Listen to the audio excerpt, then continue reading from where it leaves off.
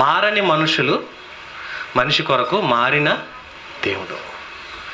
మనిషి మారకపోతే దేవుడు మారటం ఏంటి? చాలా విషయాలండి.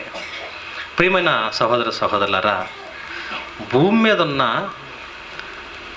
84 లక్షల రకాల జీవరాశులలో గొప్ప బ్రతుకంటూ జీవితం అంటూ ఉందంటే అది మానవ జన్మ అండి.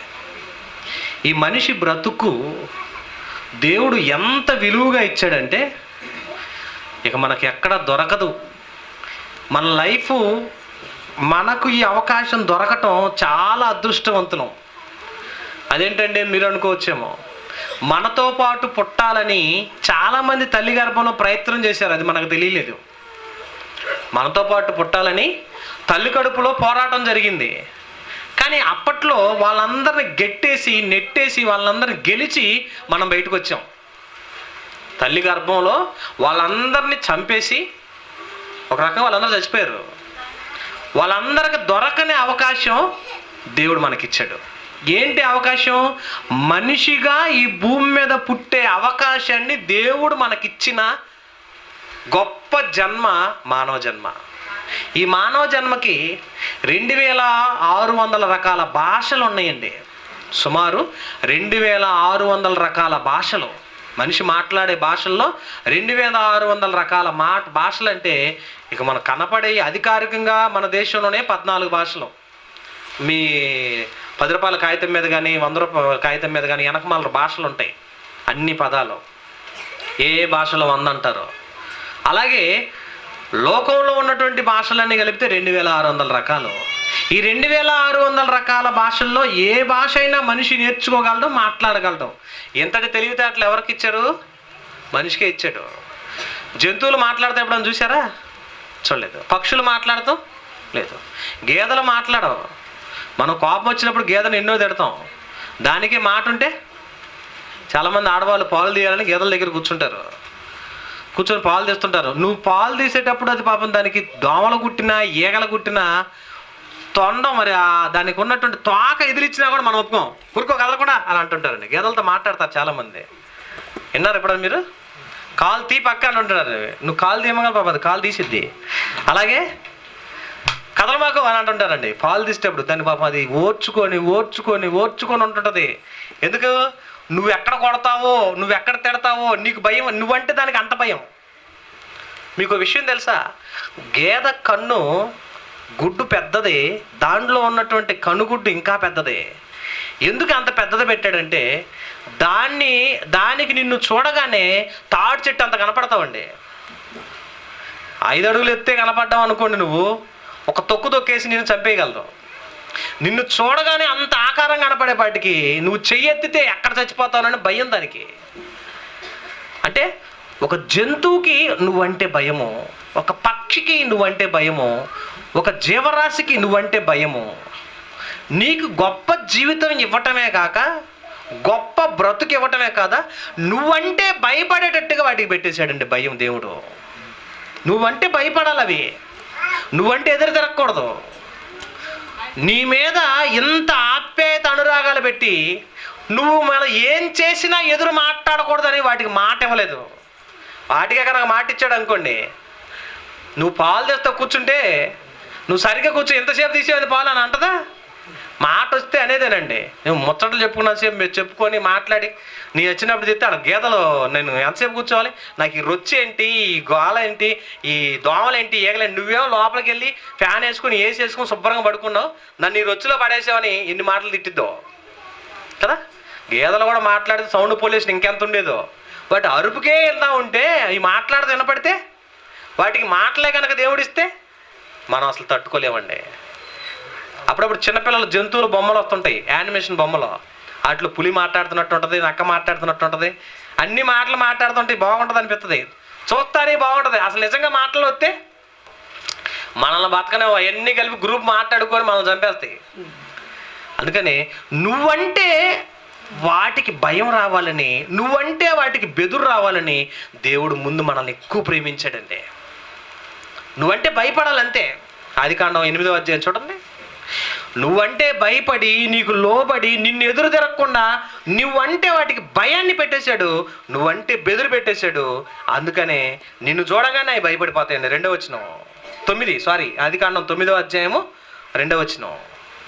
మీ భయమును మీ బెదురును అడవి జంతువులన్నిటికీ, ఆకాశ పక్షులన్నిటికీ, నేల మీద ప్రాకు ప్రతి పురుగునకును, సముద్రపు పక్షులన్నిటికీ, సముద్రపు చేపలన్నింటికి కలుగును. అవి మీ చేతికి. అబ్బా, అవన్నిటిని దేవుడు మన చేతిలో పెట్టాడంటే. ఎందుకని ఎంత పెట్టాడనంటే, దేవుడికి ఎవరంటే పిచ్చి అంటే మనం అంటేనే పిచ్చి. మనం అంటే అంత ప్రేమ అండి ఆయనకి. పక్షులంటే అంత ప్రేమ లేదు, జంతువులంటే అంత ప్రేమ లేదు, జీవరాశుల మీద ప్రేమ లేదు. కానీ మనం అంటే ఎక్కర్లేని పిచ్చి ఎవరికి? దేవునికి. బైబిల్ మీరు చదువుతామంటే ఇశ్రాయేల్ తప్పు చేసినప్పుడల్లా శిక్షిస్తుంటాడు. వాళ్ళు మళ్ళీ ప్రార్థన చేసి, అయ్యా మేము ఏదో తప్పు చేసాం, నన్ను కాపాడంటే, నిన్నెవట్రా కొట్టింది అని. ఏ ఫిలిష్తీయుడు కొట్టాడో వాడిని చంపిందా దేవుడు ఊరుకోడు. ఏ ఐగుప్తుడు కొట్టాడో వాడికి ఎన్ని తెగులు, నిన్ను ఎంత ఇబ్బంది పెట్టారో అన్ని తెగులు తప్పించాడు వాళ్ళకి. వాడిని అన్ని దింపించాడు. ఎందుకు? నీ మీద అంత ప్రేమ. నువ్వు ఆయనకి కనీసం టచ్లో ఉంటే చాలు. ఆయన బాధ ఏంటో తెలుసా? నువ్వు ఆయన టచ్లో ఉంటే చాలు, నువ్వు ఆయన కలిసి ఉంటే చాలు, ఆయన కాదనుకుని ఉంటే చాలు. చాలామంది తల్లిదండ్రులు ఏమంటారు తెలుసండి? మా వాడు చాలా మంచోడండి, ఏ పని చేసినా నాకు చెప్పకుండా చేయడండి. తల్లిదండ్రులు పిల్లల్ని ఎక్కడ మెచ్చుకుంటారు తెలుసా? నువ్వు ఏ పని చేసినా అమ్మ నాన్న చెప్పి చేసావు అనుకోండి, నష్టం వచ్చిన వాళ్ళు ఏమంటారు తెలుసా? పోతే పోయిందిలేరా, ఇంకోటి చేయొచ్చు. నువ్వు చెప్పకుండా చేస్తే తల్లిదండ్రులకి ఎంత బాధ ఉంటుందండి. నాకు ఒక మాట చెప్పలేదు, ఈ పని చేశాడు, నాశనం చేశాడు అని అంటారండి. నీకు చెప్పి చేస్తే ఏం పర్లేదు, 10 కాదు 100 బాని 1000 బాని నీకు నేను తోడుకుంటాను రా, అవసరం నష్టపోవద్దు, అవసరమైతే ఇంకోటి చేద్దాం అని అంటాడు. ఎందుకు? చెప్పి చేసిన ప్రతి తల్లిదండ్రుల మీద పిల్లలకి ఎంత ప్రేమ ఉంటుంది తెలుసండి? ఎంత ప్రేమ అండి. ఎక్కడికైనా పిల్లలు చెప్పి వెళ్ళారు అనుకోండి, తల్లిదండ్రులు సంతోషపడతారు. చెప్పకుండా వెళ్తే ఎంత బాధపడతారు. దేవుడు కూడానండి, నువ్వు దేవునికి చెప్పి ఏ పని చేసినా ఆయన కాదనడు. కానీ మనుషులు దేవుని మాట వింటలేదండి. దేవుని గురించిన ఆలోచన లేదు. ఇక్కడ దేవుడేమో ఈ జంతువులు, పక్షులు, జీవరాశులు ఏది కూడా నా పిల్లల మీద ఎదురు తిరిగితే నేను ఓర్చుకోలేను. ప్రతిదీ భూమి మీద ఉన్న ప్రతి మనిషి ఎవరు సంతతి? దేవుని సంతానం. అబ్రహాము ఇసాకును కన్నాడు, ఇసాకు యాకోబు కన్నాడు, సంతానం బాగానే ఉంది. మరి అంతటికి ముందు పుట్టిన వాళ్ళు ఆదాము నుంచి కయీన్ వచ్చాడు, హేబేల్ వచ్చాడు, షేతు వచ్చాడు. కయీన్ ఎవరికి పుట్టాడు? కయీన్ పుట్టింది ఎవరికి తెలుసా? లోకాసువార్త 3వ అధ్యాయం చివరి వచనం. కయీను కూడా దేవునికి పుట్టాడంటండి. అంటే కయీన్ అనే ఆయన దేవుని సంతానం అయితే భూమి మీద ఉన్న మనుషులందరూ ఎవరి సంతానం? మనమంతా దేవుని పిల్లలం. దేవుని పిల్లలం కాబట్టి, దేవుడు సృష్టికర్త కాబట్టి, సృష్టికర్త అయిన దేవుడు సృష్టిని చేశాడు కాబట్టి, సృష్టిలో ఉన్నది ఏది కూడా నా పిల్లలకి ఎదురు తిరగకూడదు. ప్రతిదీ నా పిల్లల మాటే వినాలి. ఎదురు తిరుగుతాయి అనుకున్నటువంటి డైనోసార్స్ని దేవుడు ముందుటి కాలంలోనే చంపేశాడండి. తెలుసా మీకు? డైనోసార్లు ఒకప్పుడు ఉన్నాయి, ఇప్పుడు లేవు. ఎందుకో తెలుసా? మనిషి మాట వినవవి, మనిషిని లెక్క చెయ్యవు. లెక్క చేయనవి నాకెందుకని, నా పిల్లలకు లోబడని ఏ డైనోసార్ అయినా ఉండకూడదని వాటిని మనుషుల కంటే ముందుగానే చంపేశాడండి. ఎందుకంటే నా పిల్లలకు ఎదురు తిరిగేది ఏది ఉండకూడదు. నా పిల్లల కోసం నేను ఎంతైనా చేస్తాను. ప్రతి తల్లిదండ్రులు పిల్లల కోసం ఎంత కష్టపడతారో మీకు తెలుసు కదా. పిల్లల కోసం ఎందుకంటే ఎంత కష్టపడుతుంది నా పిల్లల కోసం అండి. హెలికాప్టర్ తీసుకొస్తారండి అప్పుడు తల్లిదండ్రులు, పిల్లలు ఆడుకుంటారని. వాళ్ళ అమ్మ అంటది, ఎందుకు ఆడి తెచ్చావు, గంటలు పగల కొడతాడు అంటది. హెలికాప్టర్ తెచ్చి పిల్లాడు ఎంతసేపు ఉంచుతాడండి? 1 గంటే. ఆ గంటలో ఆ తీసుకొచ్చి ఇచ్చినప్పుడు వాడి కళ్ళల్లో ఉన్న ఆనందాన్ని చూడాలనుకుంటాడండి తండ్రి. ఆ 10 నిమిషాలు వాడు దాన్ని చూసి మురిసిపోయి ఆడుకుంటుంటే అది 100 రూపాయలైనా 200 లెక్క చేయడు. వాడి ఆనందం కోసం అది పాడైపోద్దని తెలిసిన దాన్ని పిల్లవాడి కంట్లో ఆనందాన్ని చూడాలని ఎంత ఆరాటపడతాడండి తండ్రి. ప్రతి తండ్రి పిల్లల ఆనందం కోసం ఎంత కష్టపడతారో, మనల కన్నా తండ్రి అయిన దేవుడు కూడా మన ఆనందం కోసం ప్రకృతిలో ఉన్న ప్రతిదీ చేశాడండి. ఇది నాకు నా బాగోలేదు, ఇది నాకు నచ్చలేదు అనకుండా నీకు ఏది నచ్చితే అది తిను, ఏది నచ్చితే అది త్రాగు, ఏది చేయాలనుకుంటే అది చేసే, నీకు ఎంత బాగుంటే అలా ఉండు. నీకేది కావాలి, ఏ సీజన్లో నీకేది కావాలో, ఏ కాలంలో నీకేది కావాలో, ఏ ఋతువులో నీకేది కావాలో నీ గురించి ఎక్కువగా ఆలోచన చేసింది ఎవరో తెలుసా? దేవుడండి. అమ్మా నాన్న పెడతారు, ఎప్పుడు రోజు రకరకాల వంటలను పెడతారు. వీళ్ళు వండిన వంటలు తినేమైపోయారు? 1000 సంవత్సరాలు బతకాల్సిన మనం 60-70 ఏళ్ళకి పడిపోయింది. ఇప్పుడు ఆయుష్ అంతా తగ్గిపోవడానికి కారణం ఏంటి? అమ్మా నాన్న వండి పెట్టినాయే. దేవుడు వండి పెట్టినాయి. ఎన్ని ఫ్రూట్స్ ఇచ్చాడు, ఎన్ని దుంపలు ఇచ్చాడు, ఎన్ని ఇచ్చాడు. దేవుడు పండించి మనకిచ్చిన వాటిని చెడగొట్టి విషంగా చేసుకొని మనం తింటున్నాం. అందుకే ఆరోగ్యం పోతుంది, అందుకే మనుషులందరూ చచ్చిపోతున్నారు తొందరగా. ఎక్కువ కాలం బ్రతకాలనే దేవుడు 1000 సంవత్సరాల ఆయుష్ ఇచ్చాడండి మనిషికి. ఎంత ప్రేమ ఉండకపోతే అంత ఇచ్చాడండి ఆయుష్. 1000 సంవత్సరాల ఆయుష్ ఇచ్చి ఎక్కువ కాలం నా పిల్లలు నాతో ఉండాలి, ఎక్కువ కాలం నా పిల్లల్ని నేను చూసుకోవాలి, ఈ భూమి అంతా నిండిపోవాలి. 1000 సంవత్సరాలు ఉన్నట్టయితే మన పూర్వీకులు ఎంతమంది ఉంటారు? ఎన్ని తరాలు ఉన్నాయి మనకు? ఇప్పుడు ఇది మా నాన్న కొట్టాడు అనగానే తాత దగ్గరికి వెళ్ళి కూర్చుంటాడు, ఆ తాత తిట్టాడంటే ఇంకో తాత దగ్గరికి వెళ్ళి కూర్చుంటాడు, ఈ తాత కూడా తిట్టాడు ఇంకో తాత దగ్గరికి వెళ్ళి కూర్చుంటాడు. ముత్తాతలు ఎంతమంది ఉండేవాళ్ళు మనకి? ఎంతమంది తాతలు, ఎంతమంది అవ్వలు, ఎంతమంది నాయనమ్మలు, ఎంతమంది ఉండేవాళ్ళు? ఇప్పుడు ఏమీ లేదు. ఒకటికంటే చాలు అంటున్నారు. వాడు జ్వరం వచ్చిందా వీళ్ళకి గుండెల్లో హార్ట్ అటాక్ వస్తుంటుంది. ఒకడే పుట్టాడు కదా అని. ఒకటే చాలు. ఒకప్పుడు 2 వద్దు 3 వద్దు 2 ముద్దు అన్నారు. ఇప్పుడు 2 వద్దు 1 ముద్దు అంటున్నారండి. అయిపోయింది. రాను కూడా కంఠం కూడా వదిలేస్తున్నారు. పరిస్థితులు అలా అయిపోయినాయి. పెంచలేకపోతున్నాం, చూడలేకపోతున్నాం అంటున్నారు. దేవుడైతేనండి మన కోసం ప్రకృతిని, పక్షుల్ని, జంతువుల్ని, జీవరాశుల్ని ఆహ్లాదకరమైన వాతావరణాన్ని ఇచ్చి, ఈ వాతావరణంలో అన్ని తింటూ త్రాగుతూ నువ్వు దేవుణ్ణి స్తుతిస్తూ ఉంటే ఆనందంగా తన జీవితాన్ని ఈ పిల్లలతో గడపాలని ఆరాట పడిపోయాడండి ఆయన ఆలోచన ఎంత బాగుందో చూడండి. నీకు ఏ కాలం రావాలి? ఎండాకాలం వస్తుంది అనగానే ముందుగానే ఏం చేస్తారు తెలుసా? నీకు చల్లగా ఉండాలి, ఆరోగ్యంగా ఉండాలి. నీకోసం ఏం చేస్తారు తెలుసా? అన్ని రకరకాల తాటికాయలు, అన్ని రకరకాల మామిడి పండ్లు. నువ్వు ఎండాకాలం వస్తుంది, వేసవికాలం వస్తుంటే నీ ఆరోగ్యంలో చలవగా ఉండాలని ఆహార పదార్థాలు. పుచ్చకాయ ఎప్పుడు చలికాలం వస్తుంది తెలుసా మీకు?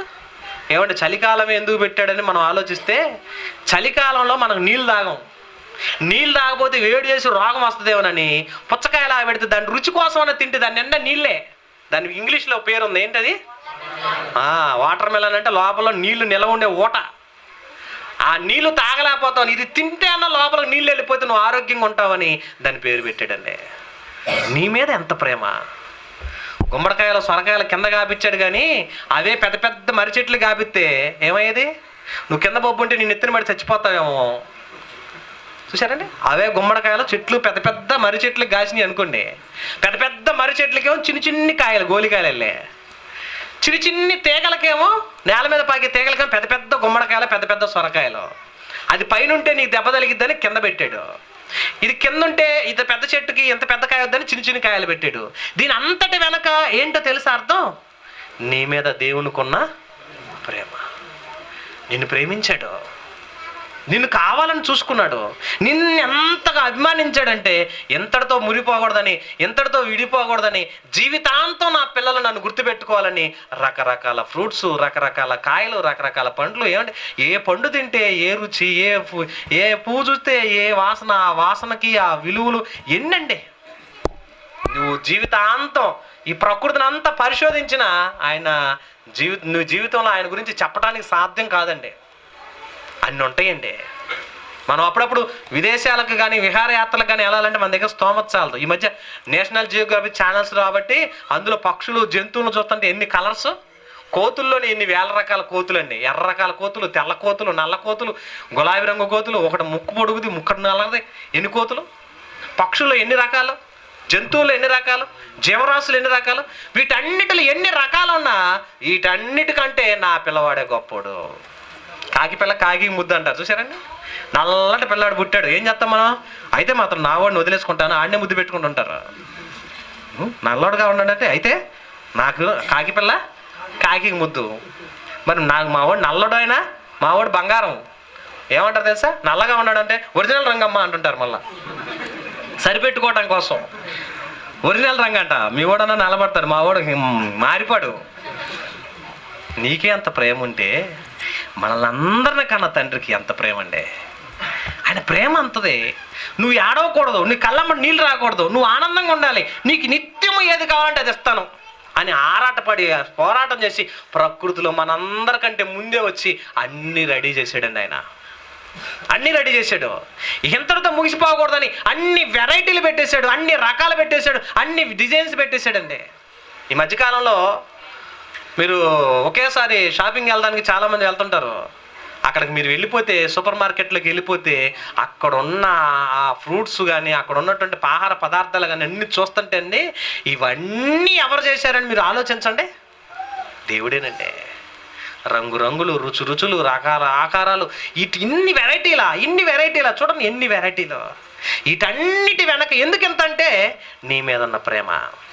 మనకిష్టమైన చుట్టం వచ్చాడు అనుకోండి, ఏం చేస్తామండి? ఓ పచ్చడేసి పంపిస్తారా? ఇష్టమైన చుట్టానికి ఎన్ని పెడతాము?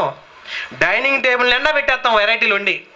ఇదిగో ఇది చేపల కూర, ఇది చికెన్ ఫ్రై, ఇది మటన్ ఫ్రై. ఆ తర్వాత ఏమంటారు తెలుసా? నువ్వేం తింటావో అర్థం కాలేదని ఏం చేస్తారు తెలుసా? నీకు కావాలంటే కూరగాయలు, ఎన్ని రకాల కూరగాయలు ఉన్నాయి అన్ని రకాల వెరైటీలు చేస్తారు. మంచి సాంబార్ పెడతారు, మంచి ఫ్రైలు పెడతారు, మంచి వేపులు పెడతారు. ఒక్కరోజు నువ్వు వాళ్ళ ఇంట్లో ఉంటే నిన్ను కన్నుల పండగగా చూసుకుంటే నువ్వేమంటావు తెలుసా?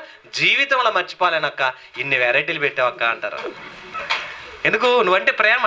ఈ ప్రేమను వెల్లడి చేయడానికి ఏం చేస్తారు? ఇది కొంచెం తిను, ఇది కొంచెం తిను, ఇది కొంచెం తిను, ఇది కొంచెం తిను అంటారు. ఎంత ప్రేమ! ఆ ప్రేమ ఆప్యాయతలో నీ మీద ప్రేమ చూపించే దాన్ని దేని మీద చూపిస్తారు? అప్పుడు వంటల్లో చూపిస్తారండి ఆ ప్రేమ. నీకు వండి పెట్టాలన్న ఆరాటంలో వండి చూపిస్తారు వాళ్ళ ప్రేమ ఏంటో. మరి నీ మీద ఎంత ప్రేమ ఉండకపోతే ఈ ప్రకృతిలో ఎన్ని ఇచ్చాడండి దేవుడు. ఈ ప్రకృతిలో ఉన్నవన్నీ ఇవ్వటం వెనక ఎవరి ప్రేమ ఉంది? దేవుని ప్రేమ. రంగురంగులు, రుచులు, వెరైటీలు దాచిపెట్టావు. నువ్వు వండిన వంట ఒక పూట ఉంటే సర్ది పడిపోద్ది. ఒక యాప్లికాయ తీసుకొచ్చి ఇంట్లో పెట్టు, వారం రోజులు ఉంటుంది. ఎందుకుంది? వారం దాకా కూడా నీకోసం అది ఎదురు చూడాలి, నీకోసం వెయిట్ చేయాలి. మరి దాని మీద ఏముంది? చిన్న పొర అడ్డం. ఆ పొర తీసేస్తే పనికిరాదు. ఆ తోలు తీసేసి యాప్లికాయని అక్కడ పెట్టండి, పనికిరాదు. ఒక అట్టికాయ తోలు ఒలిసి పక్కన పెట్టండి, నిమిషాల్లో పాడైపోద్ది. కానీ ఆ తోలు ఉన్నంతసేపు వారం వరకు కూడా నీకు భద్రంగా ఉంటుంది. నీకు ఎప్పుడు ఆగలేదు అప్పుడు తిను, నీకు ఎప్పుడు ఆగలేదు. మరి నువ్వు వండితే ఒక పూటే, రెండవ పూట తింటే విషం. ప్రకృతిలో నీ మీద దేవుడికి అంత ప్రేమ అండి. ఇంతగా ప్రేమించాడండి. ఆయన మన మీద ద్వేషం పెట్టుకోలేదు, ఆయన మన మీద కక్ష పెట్టుకోలేదు, ఆయన మన మీద పగ పెంచుకోలేదు, ప్రేమే పెంచుకున్నాడు. యోహాను సువార్త 3:16 మనం చదువుతాం. ఇప్పుడు ఏమన్నాడు? దేవుడు లోకమును ఎంతో ప్రేమించాడు. ఇంత అని చెప్పలేవండి. ఇంతటితో ప్రేమించాడు, ఆగిపోయింది అంటానికి లేదు. ఒక అమర ప్రేమికుడు ఏమండి, షాజహాను ప్రేమకు గుర్తుగా ఏం కట్టాడు? తాజ్మహల్ కట్టించాడు. అయిపోయిందా అన్నాడు అనుకోండి, ఇంకా తాజ్మహల్ కట్టించేవాడు ఆయన అయిపోయాడు. తాజ్మహల్ ఒకటి దాంతో ముగిచ్చేసాడు, ఇంకా కట్టలేకపోయాడు. ఇంక ఇదే నా ప్రేమ అన్నాం అనుకోండి, ఇంకెంత చూపించు.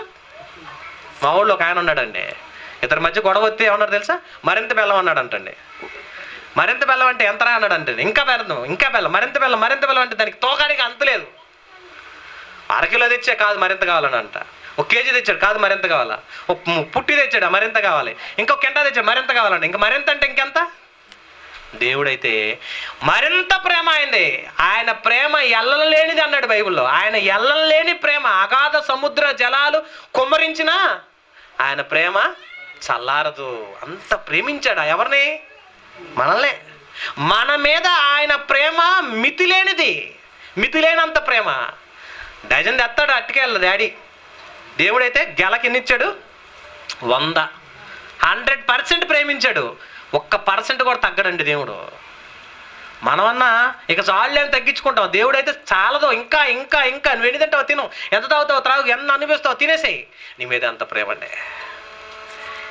ఎంతగా ప్రేమించాడంటే ఆయనకి ఎందుకు ఇంత ఆరాటమో తెలుసా? నువ్వు భూమి మీద ఉన్నంత వరకు నన్ను గుర్తుపెట్టుకొని నా గురించి ప్రకటించి నన్ను గొప్ప చేయాలి. అదే దీని అంతటి వెనక ఆయన ఆలోచన ఏంటి తెలుసా? నన్ను గుర్తుపెట్టుకుని నన్ను మర్చిపోవద్దు. ఎప్పుడు కూడా నన్ను మర్చిపోకూడదని దేవుడు ఇన్ని ఇచ్చాడండి. ఆయన మర్చిపోకూడదని ఆయన కూడా నిన్ను మర్చిపోకూడదని ఏం చేశాడు తెలుసా? ఆయన అరచేతుల్లో నిన్ను చెక్కున్నాడంటండి. నువ్వు ఆయన మర్చిపోకూడదని. మనం ఏం చేద్దాం తెలుసా? పొలుసులో భార్య ఫోటో, పిల్లల ఫోటో పెట్టుకుని తిరుగుతుంటాం. మనం భార్య ఫోటో, పొరుసు దింగాలి ఏం ఫోటో కనపడుతుంది? భార్య ఫోటో కనపడుతుంటుంది, ఒక పక్కన పిల్లల ఫోటో కనపడుతుంటుంది. సెల్ ఫోన్లో కూడా ఏం కాలేం కదా మన పిల్లల ఫోటోలు కనపడుతుంటాయి. దేవుడి ఫోటో ఏమైనా పెట్టుకుంటావా? మనమేమో దేవుడి గురించి ఆలోచన లేదు, ఆయనేమో నా పిల్లలు నా పిల్లలు నా పిల్లలు అని మన మీద ప్రేమిస్తున్నాడు. ఎంత ప్రేమించే ఆయన, ఈ మనుషుల్ని ఇంతగా అభిమానించిన ఆయన ఏమైపోయిందండి? ఆయనకి ఏం జరిగిందని అడిగితే, ఆయన నీ మీద ప్రేమించి ప్రేమించి ఆప్యాయతను పెంచుతుంటే మనుషులు ఏమవుతున్నారు తెలుసా? దేవుడి మీద అస్సలు లేకుండా పోయిందండి. పుట్టింది మొదలుకొని మరణించేంత వరకు చెడ్డవాటిలో ఎక్కువైపోయాడు కానీ మంచితనంలో పెరగలేకపోయాడు. మరి ఆదికాండం 6:5 మనం తెలుసు కదా, ఏమంటాడు? నరుల చెడుతనము భూమి మీద గొప్పదైపోయింది. ఆయనేమో ఎంతో గొప్పగా నా పిల్లలు పెరగాలి, పెద్దవాళ్ళు అవ్వాలి, గొప్పవాళ్ళు అవ్వాలని మన మీద ఎంతో ప్రేమానురాగాలు పెంచుకొని ఎంతగానో ప్రేమించాడండి. కానీ మనం ఏం చేసామంటే అసలు ఆయన్ని మర్చిపోయారు. ఆయన గురించిన ఆలోచన లేదు, ఆయన గురించిన బోధ, ఆయన గురించిన పరిచర్య అసలు లేదండి. అలా అయిపోయేపాటికి దేవుడు చాలా బాధపడ్డాడండి. మరి నా పిల్లల పరిస్థితి ఏంటి? వీళ్ళని ఎంత ప్రేమించాను, వీళ్ళకి ఇన్ని ఇచ్చాను, ఇన్ని అవకాశాలు ఇచ్చాను, ఎంత జీవితాన్ని ఇచ్చాను, వీళ్ళు నన్ను ఒక్క రోజు కూడా గుర్తుపెట్టుకోవట్లేదేంటి? ఒక్కసారన్నా అర్థం చేసుకోవట్లేదండి. ఎంత బాధపడుతున్నాడనండి. అలా బాధపడుతూ ఆ మనుషులను చూసి వీళ్ళని ఏం చేయాలి, వీళ్ళని ఎలా కాపాడుకోవాలి, వీళ్ళని రక్షించుకోవాలి, ఎలా చెయ్యాలని ఆయన ఎలాంటి వాడో తెలుసా? ఆయన అసలు మామూలుగా ఎట్టి పరిస్థితుల్లో రాజీకి రాని వ్యక్తి. రాజీకి రాని అంటే ఆయన ప్రతిదినము కోపపడు దేవుడు. ఆయన కోపం ఎక్కడ ఉంటుందంట? ముక్కు మీదే ఉంటుంది కోపం అంటారు కోపం చూడగానే. ఏరా ముక్కు మీదే ఉంటుంది కోపం, ఇలా అనగానే అలా కోపడతావు అని అంటారండి. ఆయనకు అంతకన్నా కోపం ఎక్కువ. ఎంత కోపం? ఆయన ప్రతిదినము కోపపడు దేవుడు. ఎలాంటి కోపమో తెలుసా ఆయనకి? ఆయన సేవకుల దగ్గర చూడాలండి ఆయన పనితనం. మనం కూడా చూసారండి, మనం చర్చికి వచ్చేవాడు బాగానే ఉంటాం, ఇంటికి వెళ్ళిన తర్వాత ఉంటాయండి కొంతమంది గొడవలు. ఇంటి పక్కన కుళ్ళు కాలువ కనుక ఏదన్నా పక్క కాలువది, ఆ ఇంటి వాళ్ళు పక్క కోడోళ్ళు ఎవరన్నా కోడి పెంచుకుంటూ ఆ కోడిని వదిలేసినప్పుడు ఆ కోడి కొద్దిగా గెలికి ఆ కోడి అంతా ఆగం చేసింది అనుకోండి, అప్పుడు మన భక్తి బయటపడుతుంటుంది. ఏమమ్మా నువ్వేనా పెంచింది కోళ్ళు, ఈ కోళ్ళు ఎలా ఆగం చేసినా అలా ఆగం చేసిన పెద్ద గొడవ. మన భక్తి మన విశ్వాసం అక్కడ బయటపడిపోద్ది. కానీ ఇక్కడ దేవుని విషయం ఏంటంటే మన జీవితాలు గొప్పగా ఉండాలని ఎన్నో కలలు కన్నాడు, ఎన్నో ఆరాటపడ్డాడు, ఎన్నో ఆలోచనలు చేశాడు. కానీ మనిషి దేవుడు కాకుండా పోయాడు. అందుకని దేవుడు ఏమన్నాడు తెలుసా? తన పని వాళ్ళ దగ్గర ఎంత భయంకరమైన కోపంగా ఉంటాడో మన మీద అంత ప్రేమ చూపించాడండి. ఎంత భయంకరంగా ఉంటాడో దేవుడు చూడండి. కీర్తన గ్రంథం 7వ కీర్తన 11వ వచనం. కీర్తన గ్రంథం 7వ కీర్తన 11వ వచనం చూడండి. న్యాయమును బట్టి ఆయన తీర్పు తీర్చును, ఆయన ప్రతిదినము కోపపడు దేవుడు. ప్రతిదినము కోపం అంటండి, ప్రతిరోజు కోపం. ఎందుకు కోపం? ఎవరి మీద ఆయన కోపం? ఎందుకండి ఆయనకు అంత కోపం అని అంటారా? ఆయన దేవదూతల విషయంలో ప్రతిరోజు ఏం చేస్తాడో తెలుసా? భూమి మీదకు వచ్చినటువంటి ఆ పిల్లల గురించిన ఆలోచన సేవకులైనటువంటి మరి దేవదూతలకు అప్పగించినప్పుడు ఇవి నిత్యము దేవుని సేవలో, దేవుని పరిచర్యలో ప్రయత్నం చేస్తుండాలండి. ఎందుకంటే ఆయన పనిలో, ఆయన సేవలో, దేవుని పనిలో ఎవరైతే దూతలు పని చెయ్యరో వారి మీద మిక్కిలి కోపం. ఎందుకు? నా పిల్లల గురించి అంత అశ్రద్ధగా ఉన్నారా, నా పిల్లల మీద మీకు అంత అధైర్యంగా, అంత అగౌరవంగా ఉన్నారని ఆయన దేవదూతల సమక్షంలోకి, దేవుని సన్నిధిలోకి వస్తున్నాడంటే గడగడ గడగడ వణుకుతుంటారండి దేవదూతలు. ఏమంటాడు ఏమంటాడు ఏమంటాడు, ఏం చేస్తాడు ఏం చేస్తాడు, ఎవరిని చంపేస్తాడు అని భయం అండి వాళ్ళకి, ఎవరిని నరకంలోకి వేసేస్తాడు అని భయం. చూడండి కీర్తన గ్రంథం 89వ కీర్తన 7వ వచనం చూస్తే ఆయన అంటున్నాడు, ఆయన గురించి చెప్తున్నాడు ఆ మాటలండి. పరిశుద్ధ దూతల సభలో ఆయన మిక్కిలి భీకరుడు, తన చుట్టూ ఉన్న వారందరికంటే భయంకరుడు. ఎవరండి ఆయన? దేవుడే. దూతలకి సభ ఉంటుంది ప్రతిరోజు. ఆ సభలోకి ఆయన వస్తున్నాడంటే దేవదూతలు గడగడ గడగడ వణుకుతుంటాయి. ఎక్కడ ఏ పని జరగలేదు, ఎక్కడ ఏ ఆర్డర్ చేస్తే పని చేయలేదు, ఎవరిని ఏమంటాడు ఏం చేస్తాడని వణికిపోతుంటాయండి. ఎందుకు? ఆయన నిత్యము కోపపడు దేవుడు. ఎందుకంటే ఇంత కోపం అని అంటే నీ మీద, నిన్ను గురించిన ఆలోచన అంత గొప్పదండి ఆయనకి. ఆయనకి ఏం పని లేదంటే ఆయన పని అంతా నీ మీదేనంటే. ఆయన పని ఏంటో తెలుసా? నువ్వే. ఆయన ఆశ నువ్వే, ఆయన కోరిక నువ్వే, ఆయన ఆనందం నువ్వే, ఆయన నిత్యము బ్రతికే బ్రతుకు నువ్వే, ఆయన గురించి ఆయనకున్న కళలన్నీ నువ్వే. ఇంకా ఆయనకి ఏ కోరిక లేవు. ఎందుకు? నా పిల్లలు నా దగ్గర రావాలి అంతే. నా పిల్లలు భూమి మీద ఉన్నారు, ఏ లోటు ఉండకూడదు. వాళ్ళు పెరిగి పెద్దవాళ్ళు అవుతున్నారు, ఏ కష్టం ఉండకూడదు. వాళ్ళు తిరిగి మరలా నా దగ్గరకు రావాలి. ఇదే ఆయన ఆశ. ఇదే ఆశతో, ఇదే కోరికతో, ఇదే మనస్సుతో దేవదూతలను సైతము భయంకరంగా చిత్రవద చేస్తూనైనా నా మాట వినకపోతే మీకు భయంకరుండని భయంకరంగా వాటి మీద కోపపడేవాడండి ఆయన. అయితే మనం ఏం చేస్తున్నాం తెలుసా? ప్రతిరోజు చెడిపోతున్నారండి. ప్రతిరోజు బాల్యం నుంచి వీడి హృదయం ఏమైపోయింది? చెడిపోయింది, చెడ్డవాడైపోయాడు, పాడైపోయాడు. పాడైపోయిన వీళ్ళని ఎలా బాగు చేసుకోవాలి అని ఆలోచన చేశాడండి ఆయన. కానీ ఆయన కోపం వస్తుంది. కోపం వచ్చి ఏం చేశాడు?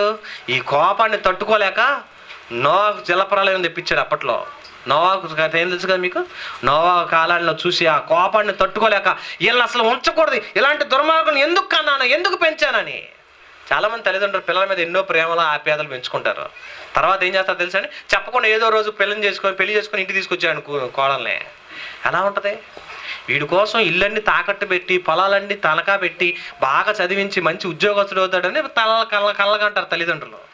కలగాని మా అబ్బాయి కలెక్టర్ అవుతాడు, లేకపోతే ఎస్పీ అవుతాడు, లేకపోతే ఇంకే ఉద్యోగస్తుడు అవుతాడని ఆశపడే టయానికి ప్రేమించాను నాన్న, పెళ్లి చేసుకుని ఆ పిల్లని తీసుకొచ్చి ఆ నుంచో పెట్టాడు అనుకోండి. ఎలా ఉంటుంది? ఎంత ఆరాటపడిపోతాడు, స్టన్ అయిపోతాడు. ఇదేంట్రా, నీకోసం ఎన్ని కళ్ళకు అన్నాను, ఎన్ని ఆలోచన చేశాను, నువ్వు నచ్చితే ఉంచుతాను, లేకపోతే వెళ్ళిపోతాను. మరి ఎంతకాలం నేను చదివించి నిన్ను పెద్ద చేసింది నువ్వు కాదు, చదివించవలే. దేశంలో ఎంతమంది చదివిట్లేదు అంటారండి. ఈ పిల్లల గురించిన ఆలోచన సమాజంలో ఎంత బాధ ఉందో ప్రకృతిలో దేవుడు అంత బాధపడుతున్నాడండి. పిల్లలను కన్నందుకు బాధపడి ఓర్చుకోలేక నోవాహు కాలానికి వచ్చేపాటికి ఏమన్నాడు తెలుసా? ఈ జల ప్రళయాన్ని తీసుకొచ్చి అందరిని చంపేశాడండి. ప్రేమించిన ఆయన ఎంత కసిగా కక్షతో ఎందుకు చంపాడో తెలుసా? ఆయన తట్టుకోలేకపోయాడు. వీళ్ళు చేసిన పనులు చూడలేకపోయాడు. వీళ్ళు చేసిన కార్యక్రమాలను తట్టుకోలేకపోయాడు. చాలామంది పిల్లలు, మా ఇంట్లో మా పిల్లలు బంగారం అండి, తలకాయ ఉంచితే స్కూల్కి వెళ్ళిందా తల ఎత్తదండి మా అమ్మాయి అంటారు అంతే. అలాంటి వాళ్ళు ఎవరో తీసుకుని వెళ్ళిపోతుంటారు. ఇదేంటి ఎలా చేసిందని కొంతమంది స్టన్ అయిపోతారు చాలామంది తల్లిదండ్రులు. మా అమ్మాయి ఎంత మంచిది, ఎంత గొప్పది, ఎంత బుద్ధిమంతురాలు, ఎంత మంచిగా ఉంది, ఎలా నటించింది అనుకుంటాం మనం. నటించే నటనంతా ఎవరికి తెలుసు? ఈ నటన చూసిన ఆయన వీళ్ళను చూసిన చరిత్రను చూసి భయపడిపోయి ఏంటి వీళ్ళని విసిగెత్తిపోయి పిచ్చెక్కిపోయి వీళ్ళని చంపేంత వరకు వదిలిపెట్టలేదండి. ఎందుకు చంపేశాడో తెలుసా? ఒక రైతు పంట పండించేటప్పుడు ఆ పంట చేలో పండుతున్నప్పుడు దోస చేనైనా, బీర చేనైనా, పొట్ల చేనైనా, పొట్టకాయ చేనైనా ఏదైనా ఏం చేస్తాడో తెలుసా? బాగా పండినటువంటి గింజల కలిగిన చెట్టుని, ఏపుగా పెరిగిన సొరకాయ అయినా, ఈ బాగా పెరిగిన గుమ్మడికాయ అయినా, బాగా పెరిగిన దోసకాయ అయినా రైతు కొయ్యడండి. ఎందుకు కొయ్యడో తెలుసా? బాగా పెరిగిన కాయని విత్తనానికి దాచిపెడతాడు. అది బాగా పండేంత వరకు ఉంచి ఆ చెట్టుకి ఎండిపోయేంత వరకు ఉంచేస్తాడు. ఎందుకో తెలుసా? ఆ కాయ విత్తనానికి ఉంచితే రాబోయే కాలంలో ఆ పంట ఎత్తితే ఎలాంటి కాయలు వస్తాయి? అప్పటిదాకా వచ్చిన కుక్కమూతి కాయలు రావేక. అప్పటిదాకా వచ్చిన దోసకాయలు ఉన్నాయండి, అన్ని కుక్కమూతి కాయలే. ఆ కుక్కమూతి కాయలు చూసి ఎవడు కొంటాడని ఆ కాయలని బారబోతాం. ఇవి బాగా పండిన దోసకాయ ఉంది కదా, ఈ పండిన దోసకాయని విత్తనాన్ని పెట్టుకొని ఆ విత్తనాన్ని ఏం చేస్తాడో తెలుసా? తీసి ఎండబెట్టి ఆ ఎండినటువంటి గింజల్ని వచ్చే సంవత్సరం పంట వేస్తే ఎలాంటి పంట వస్తుంది? అప్పుడు మంచి పంట వస్తుంది అని ఆశతో దేవుడు కూడా ఏం చేశాడు తెలుసా? వీళ్ళందరిని చూసినప్పుడు అందరూ చెడిపోయారని చూసి వీళ్ళ మొత్తాన్ని తీసేసాడండి. ఈ చరిత్ర వద్దు, నాకు ఈ ప్రజలొద్దు, ఈ మనుషులొద్దు, మొత్తాన్ని చంపేసి నోవాహు ఒక్కడ మంచోడు కనపడ్డాడు. ఇతను మంచి భక్తి కలిగినటువంటి పిల్లలు కనపడ్డారు. ఈ పిల్లల ద్వారా పరిచయం చేద్దాం, ఈ పిల్లల ద్వారా మంచి సంతృప్తి చేద్దామని ఆ 8 మందిని కాపాడి మిగతా వాళ్ళందరినీ తీసేశాడు. తీసిన తర్వాత వీళ్ళ ద్వారాగా సంతానాన్ని ఉత్పత్తి చేసి దేవుని సేవలో గొప్ప చేయాలని ఎన్నో కలలు కన్నాడండి. అయినా వాళ్ళలో గురించి కూడా ఏమైపోయింది? వాళ్ళలో కూడా చెడిపోతున్నారు. ఏంటి ఆలోచన? ఏంటి ఎలా అయిపోతున్నారు? ఎన్నో కలలు కన్నాను, ఎన్నో ఆశలు ఉంచాను, నోవాహు కాలం ముందున్న కాలం అంతా తుడిపేశాను, చంపేశాను. చంపిన తర్వాత పశ్చాత్తాపడి ఇంకెప్పుడు జలప్రళయం రాకూడదని ధనుసు పెట్టేశాడు. అప్పుడప్పుడు వర్షం పడేటప్పుడు ఆకాశంలో ధనుసు వచ్చింది, దేవుని ధనుసు. ఈ ధనుసు ఎందుకు వస్తుంది అని అడిగితే ఈ జల ప్రళయంలో వచ్చిన దాన్ని, ఆ కోపం నాకు వద్దు అని ఆల్రెడీ దేవుడు కోపాన్ని తగ్గించుకొని మనుషులను చంపకూడదు, నా పిల్లల్ని నేనే చేతులారా చంపుకోవాలా అని ఆశపడి చాలామంది తల్లిదండ్రులు చూశారండి. నన్ను చిన్నప్పుడు మా అమ్మగారు కోప్పడి కళా తప్పాలంటే ఇసురు కొట్టిందండి, గోడ తగిలింది, ఏడిచాను. అప్పటి నుంచి ఇప్పటిదాకా కొట్టలేదండి, ఇంకెప్పుడు కొట్టనరా నిన్ను. కోపం వచ్చింది కానీ కొట్టాను కానీ ఇంకొకప్పుడు కొట్టను రా అంది. ఎందుకు? దెబ్బ తగిలిన తర్వాత బిడ్డ ఏడిస్తే ఏ తల్లి ఒప్పుకుంటుందండి? చంపేంత ఏ తల్లిని కొట్టిద్దా? పిల్లల మీద ప్రేమ ఉంటుంది కానీ వాళ్ళు మాట అనకపోతే కొట్టిద్ది. కానీ చంపేంత ప్రేమ, చంపేంత కక్ష ఉంటుందా? ఉండదు. దేవుడు కూడా అదే అనుకున్నాడు, వీళ్ళని చంపకూడదు అని నిర్ణయం తీసుకున్నాడు. నోవాహు ద్వారా ఆయన ఎంతో మంది సంతతిని తీసుకొద్దామని ఆశపడ్డాడు. అలా ఆశపడ్డ ఆయనకు కూడా నోవాహు సంతతి తర్వాత కూడా దేవుని మాట వినని ప్రజలు వచ్చేసారండి. అప్పుడు నిర్ణయించుకున్నాడు, వీళ్ళని ఎలాగైనా మార్చాలి, నా కోపాన్ని తగ్గించుకోవాలి, నా ఆవేశాన్ని తగ్గించుకోవాలి. వీళ్ళు మారినందుకు ఆయన మారిపోతున్నాడు. ఆలోచించండి, వీళ్ళు మారతలేదు. నేను కోపంగా ఉండి చంపేస్తే వీళ్ళు మళ్ళీ చచ్చిపోతారు. ఎందుకని దేవుడు ఏం చేశాడు తెలుసా? ఒక రోజు చచ్చేవాడి కోసం అయితే అందరు ఎడుతారు, రోజు చచ్చేవాడి కోసం రోజు చచ్చేవాడి కోసం ఎవడు ఎడతాడని అంటారు. రోజు చచ్చేవాడి కోసం ఎవడ ఎడతాడని అసలు ఏడిపోయి మానేస్తారు. ఇది మామూలే కదా అని వదిలేస్తారు. దేవుడు కూడా వీడు మారడం, వీడు ఇంతే, వీడిని ఎలా మార్చుకోవాలని ఆలోచన చేస్తున్నాడు. కానీ కొట్టడం తిడతాం వదిలేశారండి. కొట్టి ఏం చేస్తారు తెలుసా? ఒకడు ఎండు కొట్టినా కొట్టుకొని వదిలేస్తారు. కొట్టి మాస్టర్ గారు చూడండి, ఒకడు స్కూల్కి వెళ్ళినప్పుడు ఒకడు రోజు హోంవర్క్ రాయడు, పెట్టరా చేయి అంటాడు, టక్క 4 కొట్టినంతసేపు నటిస్తాడు. దెబ్బలు తగిలి ఎంతో కష్టపడ్డాన్ని అలా బాగానే అలా దుడ్డు చేసుకుంటాడు కూర్చుంటాడు. వీడే కష్టపడి రాసినోడేమో వరే రాయకుండా దెబ్బలు తింటాడు ఎందుకు అంటే, అరే 2 దెబ్బలు కొడతాడు రా ఊరుకో అంటాడు. ఒళ్ళు అప్పగిచ్చేసేస్తాడు అన్నారు చూసారా? ఈ మనుషులు కూడా ఇలా తయారైపడికి వీళ్ళని చూసి దేవుడు కూడా విసికెక్కి ఏం చేయాలని ఆలోచన చేసి అసలు ముందు ఆయనలో ఉన్న కోపం అంతా తగ్గించేసుకున్నాడండి. ఆయన మారిపోతున్నాడు. రోజుకి మనిషి చేసే అన్యాయాలకు అక్రమాలకు ఆయన కోపపడితే మొత్తం తెచ్చిపోవాల్సింది. భూమి మీద ఎవడ బతకడిక. మనుషులు చేసే ఈ పనులకి రోజు విచ్చలవిడైపోతున్న ఈ పాపాలను చూసి దేవుడు ఇక ఇంతకాలం వద్దు, 1000 ఏళ్ళు కనుక వీడు బ్రతికాడంటే వీడి పాపాలు ఇంకా ఎక్కువైపోతాయని 120 సంవత్సరాలకు ఆయుష్ తగ్గించాడండి మనిషికి. 120 సంవత్సరాలు బతికిన ప్రపంచంలో లేని ఘోరాలు నేరాలని మనోళ్ళు చేయడం మొదలుపెట్టారు. ఇక లాభం లేదని 70-80 ఏళ్ళకు ఆయుష్ తగ్గించాడు. ఒకప్పుడు 1000 ఏళ్ళ ఆయుష్ ఎంత, 70-80 ఏళ్ళ ఆయుష్ ఎంత అండి? అయినా వచ్చారా? అయినా మారట్లేదండి. ఎంత ఆయుష్కాలం ఎంత తక్కువ చేస్తే ఇంకా తక్కువ కాలం ఇంకా ఎక్కువ పాపాలు చేయడం మొదలుపెట్టారు. ఇన్ని నేరాలు పెరిగిపోతున్న వీటిని చూసి దేవుడు తట్టుకోలేక వీళ్ళని ఎలా మార్చాలని ఆలోచన చేసి ప్రతి మనిషి మీద ఆయన ప్రతి దినము బాధపడుతున్నాడండి. ఆయన బాధపడుతూ ఆయనే అంచుకుంటూ ఆయన కోపాన్ని ఆయన తగ్గించుకుంటూ రోజుకి వీళ్ళ గురించిన ప్లానేనండి. ఎలా మార్చాలి వీళ్ళు నాకు కాకుండా పోతున్నారు. ఎందుకు ఇలా జరుగుతుందో ఆలోచన చేస్తే వీళ్ళందరికీ కారణం ఒక ఆయన ఉన్నాడు, ద గ్రేట్ విలన్. ఎవరైనా చూడండి, పేతురు రాసిన 2వ పత్రిక 5వ అధ్యాయం 8-9. నోవాహు గారికి పుట్టిన పిల్లల్లోంచి వచ్చిన సంతతి కూడా ఇలా చెడిపోవడానికి గల కారణం ఏంటి? అపవాది చేసిన ప్లాన్ అండి. నువ్వెన్ని కళ్ళకంటావు కను, ఎన్ని ఆలోచనలు చేస్తావు చెయ్యి, వీళ్ళ చెడగొట్టే పనులు నేనుంటా. నువ్వు దేవుడు ఎంతగానో కాపాడుకున్నాడు, కానీ ఇదేం చేస్తుంది? ఇది పతనం చేయడానికి ప్రారంభించింది. అప్పుడు దేవుడు ఆలోచన చేశాడండి. ఏమన్నాడు?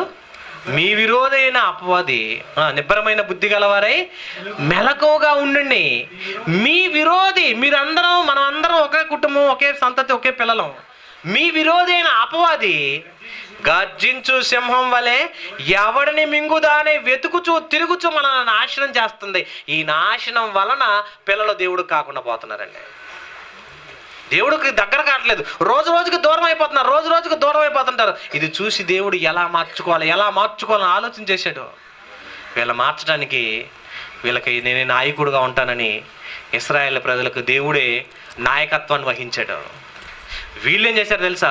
చుట్టుపక్కల దేశాలన్నిటికీ రాజులను పెట్టి నువ్వు మా మీద పెత్తనం చేస్తున్నావా, వాళ్ళలాగా మాకు కూడా రాజు కావాలని రాజుని ఎన్నుకున్నారు. అప్పుడు దేవుడు అన్నాడు, మీకు రాజు ఎందుకయ్యా, నేను ఉంటాను. మీకు ఆకలి అయితే ఆహారం ఇస్తాను, మీకు ఎండ తగలకుండా మేఘస్తంభాన్ని ఇచ్చాను, రాత్రి వెన్నెల దెబ్బలు తగలకుండా అగ్నిస్తంభాన్ని ఇచ్చాను, ఆహారం తినాలంటే దేవదూతల ఆహారాన్ని పెట్టాను, మీ అందరి కోసం చేదుగా ఉన్నటువంటి నీళ్ళను కూడా మధురంగా మార్చాను తీయగా. ఇన్ని సేవలు చేస్తున్నా నన్ను రాజుగా నాయకుడిగా మీరు ఉంచుకోవాలి, కానీ మనుషులు ఎందుకనంటే నువ్వేదన్నా చెప్పు, మాకు రాజు కావాలి, ఎవడు కావాలో కోరుకోండి. దేవుడు వదిలేశాడండి వీళ్ళని. ఏం చేశారు తెలుసండి? ఆ సమూయేలు దగ్గరికి వెళ్ళి ఎత్తుగా పొడుగ్గా అందంగా ఒకడు ఉన్నాడు, ఎవరైనా సౌలు అని, ఎత్తుగా అందంగా పొడుగ్గా ఉన్న సౌలును రాజుగా పెట్టుకున్నారు. ఆయన కింద బానిసలుగా బతకడానికి ఇష్టపడ్డారు, కానీ దేవుని కింద ప్రజలుగా ఉండటానికి మనుషులు ఇష్టపడలేదు. వీళ్ళని చూసి దేవుడు తల పట్టుకున్నాడు. ఏంటి వీళ్ళు ఇలా అయిపోతున్నారు, వీళ్ళ బ్రతుకేంటి, రాబోయే కాలంలో వీళ్ళ భవిష్యత్తు ఏంటి, ఏమైపోతారని దేవుడు తగ్గించుకొని ఓర్చుకుంటున్నాడండి. ఇది ఎప్పటి నుంచి కాదండి, అప్పటి నుంచి పడుతున్న బాధ అండి దేవుడిది. మనిషి ఏమో మారట్లేదు, దేవుడేమో మారిపోవాల్సి వస్తుంది.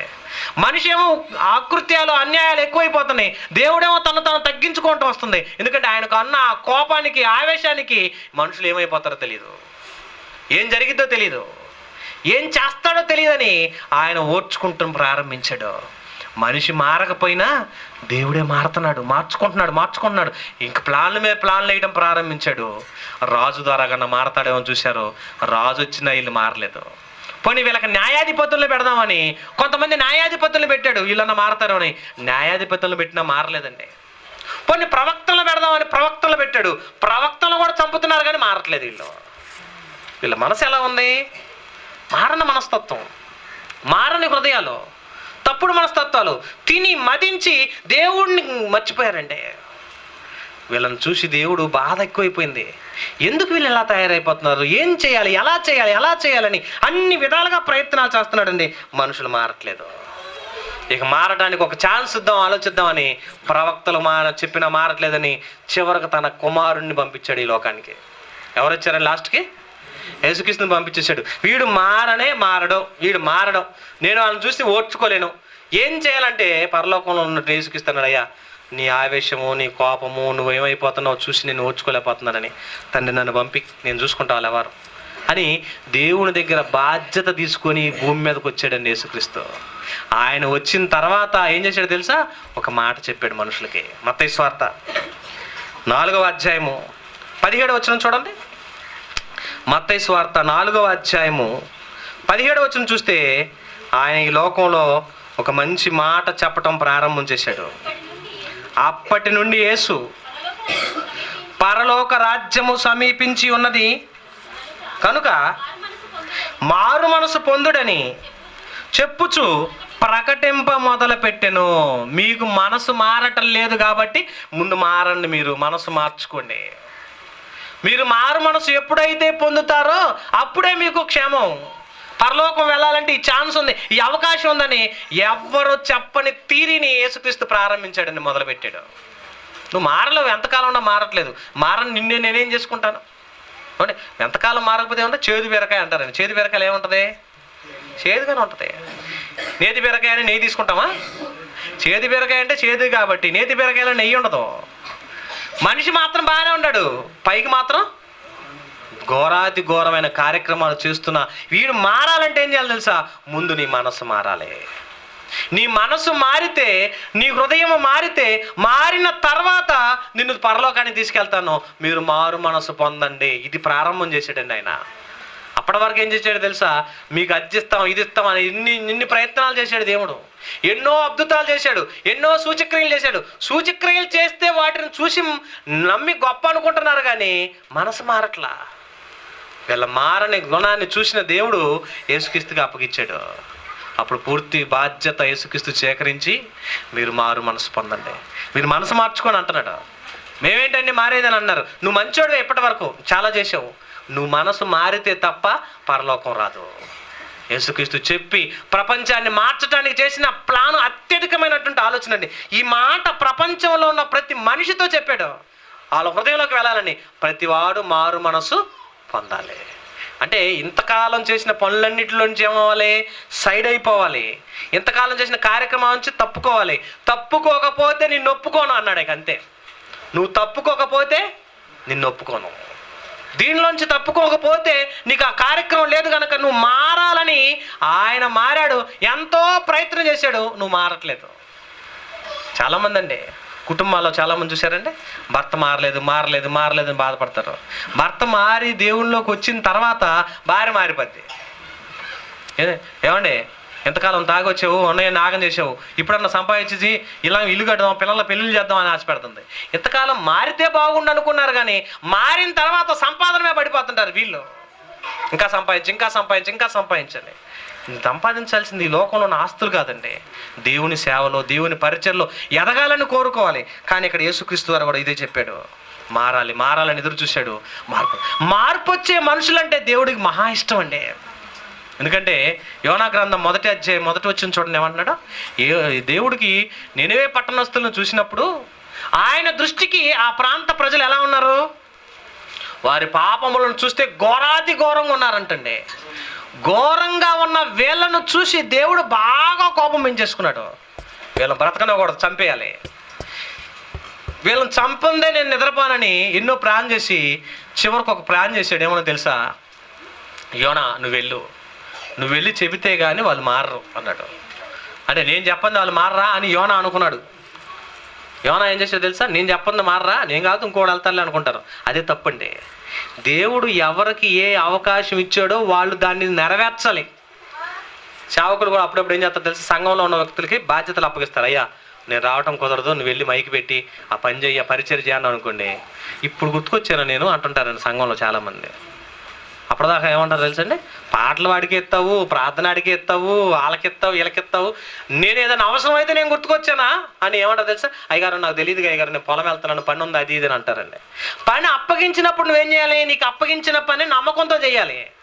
మనం ఏం చేస్తాం తెలుసా, నమ్మకాన్ని పోగొట్టుకొని ఆ అసూయతో ద్వేషంతో దేవుని పనికి నేను ఇప్పుడు పనికొచ్చానా అని పరిచర్య నిమిత్తం దేవుడు దూరం అవుతారు చాలామంది. కానీ యోనా కూడా ఏం చేశాడు తెలుసా, నేను వెళ్ళకపోతే ఏమైందిలే ఆయనే చూసుకుంటాడులే అని త్రోవ తప్పి వెళ్ళాడు. త్రోవలో పెట్టేంత వరకు దేవుడు ఒప్పుకోలేదండి. భయంకరమైన తుఫాను అలజడి తీసుకొచ్చాడు, అతను తీసుకెళ్ళి సముద్రంలో పడేసిన దాకా ఒప్పుకోలేదు. పడేసిన తర్వాత తీసుకెళ్ళి నినివేలో అప్పగించాడు. అప్పగించిన తర్వాత అక్కడ సరైన సమాధానం ఎవరు చెప్పారో తెలుసా, యోనా ప్రకటించాడండి. యోనా అయితేనే సరిగ్గా ప్రకటించగలడని ఎరిగిన దేవుడు యోనా వెళ్ళి నినివే పట్టణస్తులకు చెప్పేంత వరకు ఓర్చుకున్నాడు. వాళ్ళు ఏం చేశారు తెలుసా, యోనా ప్రసంగాన్ని విన్న తర్వాత వీళ్ళు మారలే అనుకుంటున్నాడు. ఈయన మారని వీళ్ళు చచ్చిపోతే ఎలా ఉండదో చూద్దాం అనుకుంటున్నాడు.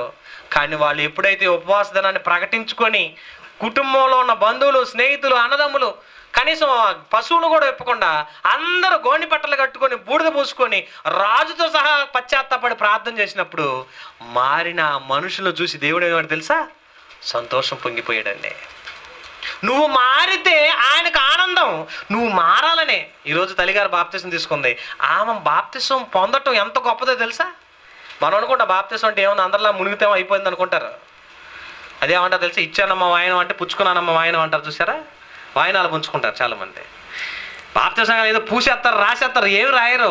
నువ్వు ఒక మంచి మాటతో ఒప్పందం, ఒక పని, అయ్యా ఇంతకాలం నేను పాపాత్ముడిగా జీవించాను, ఇక్కడి నుంచి నీ కోసం బ్రతుకుతాను, ఇక్కడి నుంచి నేను నీ కోసం జీవిస్తాను, నా మనసులో నిన్ను తప్ప ఇంకెవరిని సేవించనని ఒక మంచి ఒప్పందం చేస్తే ఆ ఒప్పందాన్ని చూసి దేవుడు సంతోషపడతాడండి పరలోకంలో. 3 సంవత్సరాల క్రితం నేను ఇక్కడికి వచ్చాను, అమ్మగారిలో పూర్తి మార్పు లేదు. వీళ్ళందరూ ప్రార్థనకు వస్తే ఆమె వచ్చేది కాదు. మీరు వెళ్ళండి అయ్యా నేను రాలే అనేది నిజం కదమ్మా, నేను అడిగాను అప్పట్లో రాలేదామా. కానీ ఇవాళ బాప్తిసం ఆవగానేపడికి నాకు ఎక్కలేని ఆనందం వచ్చేసిందండి. ఎంత ఆనందమో తెలుసా, ఇంతకాలానికి ఈమెలో మార్పు వచ్చిందంటే దేవుడు వండర్ఫుల్. అంటే వీళ్ళ పిల్లలు, వీళ్ళ భార్య, వీళ్ళ కుటుంబం ఎంతగా దేవుడిని కొరకు నిలబడ్డారు, దేవుడు ఎంత నిలబెట్టాడు వీళ్ళని. ఈ మధ్య మారింది అంటే దేవుడు నిన్ను ఎన్నుకున్నాడని అర్థం. అలాగే ఆ కాలంలో వాళ్ళని ఎన్నుకున్నాడు, దేవుడు నిలబెట్టాడు, మారు మనసు వచ్చింది, దేవుడు ఆనందపడ్డాడు. దేవుడికి ఆనందం ఎవరండి అని అడిగి తెలుసారా, కీర్తన గ్రంథం 16:3 చూస్తే భూమి మీద దేవుడికి నువ్వు అరటికాయలో సొరకాయలో పండినవి ఇస్తే ఆయనకు ఆనందం కాదు, ఆయనకి నిత్యం ఆనందం ఎవరో తెలుసా, ఆయనకి ఈ భూమి మీద ఉన్న వాటన్నిటిలో కూడా సంతోషము సమాధానం మనమేనండి. కీర్తన గ్రంథం 16:3 నేను ఇలాగందును, భూమి మీద ఉన్న భక్తులే శ్రేష్ఠులు, వారు నాకు కేవలం ఇష్టం ఎవరో తెలుసా, నువ్వు మారాలనే ఈ ప్రయత్నాలన్నీ, నువ్వు మారాలని ఈ ఆశలన్నీ. ఇంకో విషయం చెప్పమంటారా, మిమ్మల్ని అందరూ నేను కూర్చోబెట్టి వాక్యం చెప్పాలని, నన్నే ఇక్కడ పిలిపించాలని, నన్నే పిలవాలని, వీళ్ళకి మనసు కలగాలని, ఇక్కడికి వచ్చి ఈ వాక్యం చెప్పించాలని, ఇది ఎవరి ప్రణాళికో తెలుసా, దేవుని ఆలోచన. అంటే ఎవరో వినాల్సిన వాళ్ళు ఉన్నారు, వాళ్ళు వినాలంటే ఇక్కడ రావాలి. ఇక్కడికి రావాలంటే ఎన్నో ప్రయత్నాలు చేయాలి, ఎన్నో కార్యక్రమాలు జరగాలి. ఏమండి, 10 గంటల ప్రయాణం, గంట వాక్యం. ప్రయాణం ఎక్కువ, ప్రసంగం తక్కువ. ప్రయాణం అయితేనే 10 గంటలు, ప్రసంగం ఎంత, గంట. కానీ మారాల్సిన వాళ్ళు ఎవరు, వాళ్ళు మారాలంటే నువ్వు అక్కడికి వెళ్ళాలి. నిజంగానే ఈ కాలంలో నిన్ను కూడా ఎన్నుకొని పుట్టించాడంటే నీ ద్వారా ఆయన మార్పు కావాలని కోరుకుంటున్నాడు సమాజానికి. ఆయన మారాడు, అందరి కొరకు తగ్గించుకున్నాడు, ప్రేమతత్వం చూపించాడు. ఆయన ప్రేమించాడు కనుక మారని మనిషి కొరకు తానే మారిపోయి ఆయన కుమారుడికి బాధ్యత అప్పగిచ్చి పక్కన కూర్చున్నాడండి. నాయన నువ్వు వెళ్ళి చెప్పు నాయన, నీ మాట వింటే రక్షించబడతారు. నువ్వు గనక నీ మాట వినకపోతే నిన్ను ఎవడైతే ప్రేమించడో, నిన్ను ఎవడైతే స్వీకరించడో వాడు మన లోకానికి వద్దు. పూర్తి బాధ్యత యేసుక్రీస్తుకి అప్పగిచ్చేసాడు. ఆయన పూర్తిగా మారిపోయాడు. అందుకే చివరికి ఏమన్నాడు తెలుసా? ఎవడైతే మారతాడో, ఎవడైతే దేవునికి లోబడతాడో ప్రకృతిని అంతా ఆయన చేతిలో ఉంచాడేశాడండి. ప్రకృతిని అంతా ఆయన స్వాధీన భద్రపరిచాడు. మారాలని ఎదురు చూస్తున్నాడు. నహూము గ్రంథం 1వ అధ్యాయం 2వ వచనం చూడండి. నహూము గ్రంథము 1వ అధ్యాయము, నహూము గ్రంథం 1వ అధ్యాయము 2వ వచనం చూస్తే, యెహోవా రోషము గలవాడై ప్రతీకారము చేయువాడు. యెహోవా ప్రతీకారము చేయును, ఆయన మహోగ్రత గలవాడు. యెహోవా తన శత్రువులకు ప్రతీకారము చేయును, తనకు విరోధులైన వారి మీద కోపముంచును. తర్వాత ఏమన్నాడు తెలుసా? యెహోవా దీర్ఘశాంతుడు. ఆయన శత్రువులు అనేవాడిని ఎవ్వడు ఉంచడు. ఆయన ప్రేమించేవాడన్నాడా? ఆయన కోసం ఎంతో దీర్ఘశాంతం. ఏమండి, ఎస్పీ గారు అనగానే ఆ స్టేషన్లోకి వెళ్ళి చూసామనుకోండి, పోలీసుడి ప్రతాపం ఎలా ఉంటుంది, సిఐ కానీ ఎస్ఐ కానీ ఎలా ఉంటుంది తెలుసా? ఒక దొంగోడు దొరికాడంటే బాల్ ఆట ఆడినట్టు ఆడుకుంటారు. చూసారా? అంత కోపం, అంత ఆవేశం, అంత అంటారు. ఇంటికి రాగానే పిల్లలు చూసి కొడతాడా? అసలు పిల్లలు చూసుకుంటే వాళ్ళు పైకి ఎక్కి కూర్చుంటారు, దొల్లుతుంటారు, మీదకి ఎక్కుతారు, మెసాలు పట్టుకుంటారు, లాగుతుంటారు. మా నాన్న లాగుకున్నాడు, మా తాత లాగుకున్నాడు, మా తాత పైకి ఎక్కుతాడు, కింద ఎక్కుతాడు. నీ మీద ఉంది ఆ ప్రేమ ఉంది, వాళ్ళ మీదేమో ఆ కఠినం ఉంది. ఎందుకు ఎంత వచ్చింది? ఎంత వచ్చింది చూడండి. బయటికి వెళ్తే నువ్వు భయంకరుడివే, నిన్ను చూడంగానే శత్రువులు అందరూ భయపడుతున్నారు, దొంగలందరూ హడలెత్తిపోతుంటారు. నువ్వేం చేస్తావు అన్నాడు. ఇంటికి రాగానే నీ పిల్లల్ని చూడగానే నువ్వేమైపోతావు? సైలెంట్. ఎంత ప్రేమ చూపిస్తావండి. దేవుడు కూడా నిన్ను ఎంత ప్రేమించాడో, నువ్వు ఎంత మారతావోనని నువ్వు ఒక పాట పాడుతున్నా, నువ్వు ఒక ప్రార్థన చేస్తున్నా, నువ్వు ఒక వాక్యం చెబుతున్నా, నువ్వు ఎవరికైనా దేవుని గురించి ఒక మాట చెబుతుంటే ఎక్కడ లేని ఆనందం అండి ఆయనకి. ఆయన భూమి మీద నువ్వు చేస్తున్న పనులు చూసి పరలోకంలో హ్యాట్సాప్, సంతోషం, హ్యాపీ అని చప్పట కొట్టుకుంటుంటాడు. నువ్వు ఇక్కడ భూమి మీద ఉన్నంతకాలం నీ పని, నీ పిల్లలు, నీ కుటుంబం, నీ ఆస్తి, నీ సంపాదన, నీ లోకమే. ఈ లోకంలోనే నువ్వు బ్రతికితే ఏం చేస్తాడు తెలుసా? ఎంత బాధపడతాడండి. ఆయన బాధకు నువ్వు కారణం కాకూడదండి, అదే ఆయన కోరుకుంటుంది. ఆయన బాధ పెట్టే బ్రతుకు నీకు ఉండకూడదని కోరుకుంటున్నాడు. మోషే వచ్చాడు, దేవుణ్ణి సంతోషపెట్టి వెళ్ళాడు. దావీదు వచ్చాడు, దేవుణ్ణి ఆనంద పెట్టి వెళ్ళాడు. యోబు వచ్చాడు, దేవుని సంతోషపెట్టాడు. అలాగే ఒక దానియేలు, ఒక షడ్రకు, మేషకు, అబేద్నెగోలు, ఓ భక్తులందరూ భూమి మీద దేవుణ్ణి సంతోషపెట్టారు.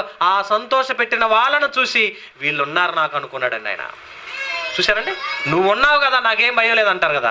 యేసుక్రీస్తుని పంపించిన తర్వాత దేవుడు ఏమన్నాడు తెలుసా? నా ప్రియ కుమారుడయ్యా, ఈయన వెళ్ళాడుగా భూమి మీదకి, నాకు చాలు అనుకున్నాడు. తండ్రి రెస్ట్ తీసుకున్నాడు. బాధ్యతలన్నీ ఎవరి చేతిలో పెట్టాడు తెలుసా? యేసుక్రీస్తుకి అప్పగిచ్చాడు. ఇక నువ్వేం చేస్తావు చెయ్యి, నేను నిన్ను నమ్మానని క్రీస్తుని బాధ్యత అప్పగిచ్చాడు. భూమి మీదనో పరలోకం మీదనో ఎవరికి సర్వాధికారం ఇచ్చాడు? యేసుక్రీస్తుకి ఇచ్చేసాడు. పూర్తి బాధ్యతలన్నీ క్రీస్తుకి అప్పగిచ్చేసాడు. ఆయన సైలెంట్ అయిపోయాడు. ఎందుకు సైలెంట్ అయ్యాడు తెలుసా? నువ్వు మారావా, రక్షించుదాం. అమ్మ పిల్లలకి ఏమన్నా పెట్టండి అమ్మ, లేదా నీళ్ళన్న దాపించండి, ఏడిపించకండి. ఏం చేశాడు తెలుసా? అన్ని విషయాల్లో కాపాడుకుంటూ, అన్ని విషయాల్లో రక్షించుకుంటూ ఎన్నో ప్రయత్నాలు చేశాడండి దేవుడు. అలా చేసుకుంటూ ముగిచేద్దాం. అలా చేసుకుంటూ వచ్చి నీ కోసం ఆయన మారిపోయాడు. కానీ మనిషి అయితే ఏమవుతున్నాడు తెలుసా? మనిషి ఇంకా మారట్లేదండి. మారని నిన్ను చూసి ఆయనకి ఎంత కోపమో తెలుసా? ఆ కోపానికి, ఆవేశానికి ఆయన తగ్గించుకొని నీ మీద దీర్ఘశాంతం చూపించి క్రీస్తుని పంపించాడు. నిన్ను కొట్టాల్సిన దెబ్బలన్నీ నేను కొడతాను, నేను తింటాను. నిన్ను చంపాల్సి వస్తే నేను చచ్చిపోతాను. నీ పాపాలని నేను మోస్తాను, నీ నేరాలని నేను మోస్తానని నీకోసం ఆయన బలైపోయాడండి. ఆయన బలైపోవటానికి వెనక అర్థం ఏంటో తెలుసా? నువ్వు మారలేదు కాబట్టి నేను మారిపోతాను, నీ కోసం నేను మారుతాను, నీ దెబ్బలు నేను భరిస్తాను, నీ బాధలు నేను పడతాను, నీ కష్టాలు నేను పడతాను, నీ అవమానాలని నేను భరిస్తానని మనందరి కోసం దేవుడు తన కుమారుడు బలైపోతుంటే తల్లడిల్లిపోయాడండి. ఎందుకు నాయనా ఇంత బాధ, ఎందుకు నాయనా ఎంత కష్టం, ఎందుకు నాయనా అని. చూడండి, చాలామంది తల్లిదండ్రులు ఎవరో ఒకరి కోసం చాలా త్యాగం చేస్తున్నారు అనుకోండి, నా కుమారుడు వాళ్ళ కోసం ఎంత త్యాగం చేస్తున్నాడని ప్రతి తల్లిదండ్రులు ఎంత బాధపడతారండి. పరలోకంలో దేవుడు కూడా ఏం చేశాడంటే, నువ్వు మారకపోతే నిన్ను మార్చడం కోసం ఆయన అంత బలైపోతుంటే తల్లడిల్లిపోయాడండి తండ్రి.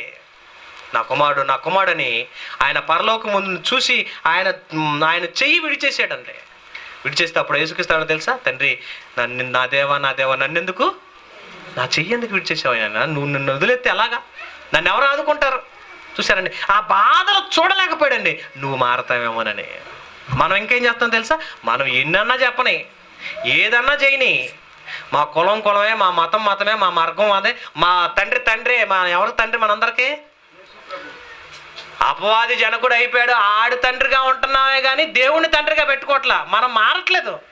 మారని మనుషుల కొరకు దేవుడే మారిపోయి తన కుమారుని పంపించి చంపించేంత వరకు చేసినా మనం మారట్లేదండి. ఇంతగా మారిపోయాడు, ఇంతగా కాపాడాడు. ఎవడైతే ఇంకా వినడో మారడో ఏం చేస్తాడో తెలుసా, ఇంకా అప్పుడు పనిష్మెంట్ పెట్టేశాడండి. మారకపోతే దేవుడు ఏమన్నాడు తెలుసా, నువ్వెంతకాలం ఉండి ఇంకా మారకపోయినా నీ మారని హృదయాన్ని చూసి నీకు అగ్నిగుండం రెడీ చేశాను అన్నాడండి. ఇంకా మారతావా మారవా ఛాన్స్ ఇచ్చేసాడు, నీ చేతులను పెట్టేశాడు. నేడు జీవమును మరణమును ఆశీర్వాదమును శాపమును నీ చేతులను పెట్టాను, ఏది కోరుకుంటావు నువ్వే కోరుకో, నా మీద పెట్టొద్దు అన్నాడండి.